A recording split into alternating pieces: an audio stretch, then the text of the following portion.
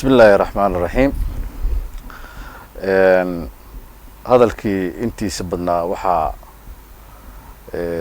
صوب بلابي او سوق بقبي odayaashii iga horeeyay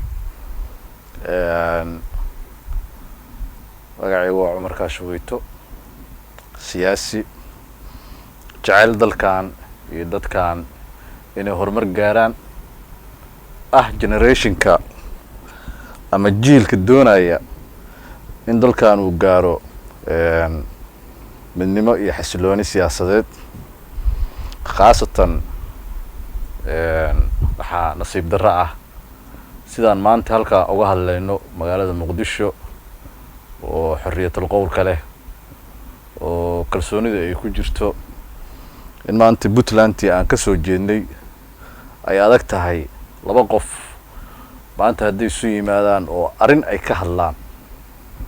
in mataqaana habeenkii guryaha loogu soo dhacayo oo iyadoo aan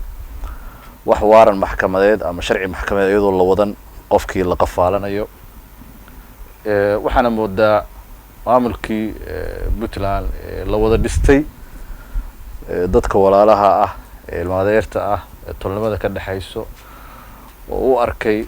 inay ku kala amaan helaan Soomaalina ay wixii ay tari karaan ay taraan maamulkii loo hanweynaa in uu qof jeebka isaga wato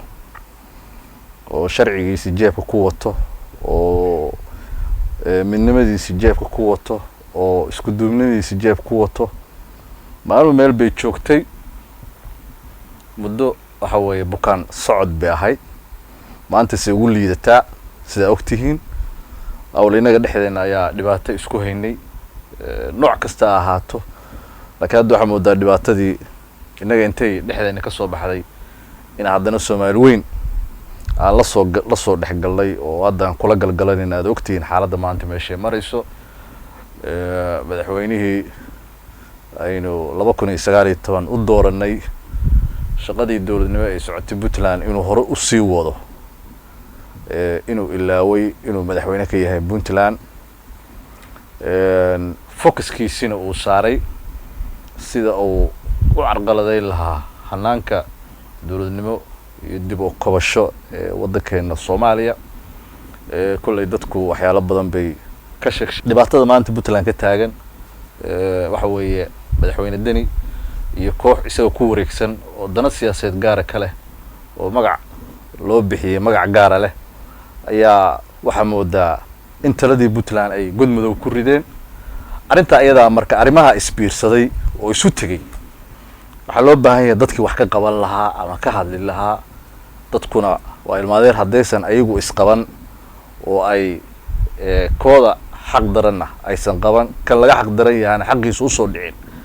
yani ummad baabaaday baa la noqonayaa oo waxyaalaha Ilaahay subhanahu wa ta'ala uu ummadiisu ugu carooday ay kamid tahay xafiiskan aad arkaysaan waa xafiis runtii aad loo qalabeeyay qeyralaasiyo dadkii qalabeeyay shaqooyin badan baa loogu talagalay in xafiiska lagu qabto xafiis warbaahin oo dhawaan aan kicin doono insha Allah ta'ala waxaad ka dheehan doontaan insha Allah ta'ala warbixino wareysiyo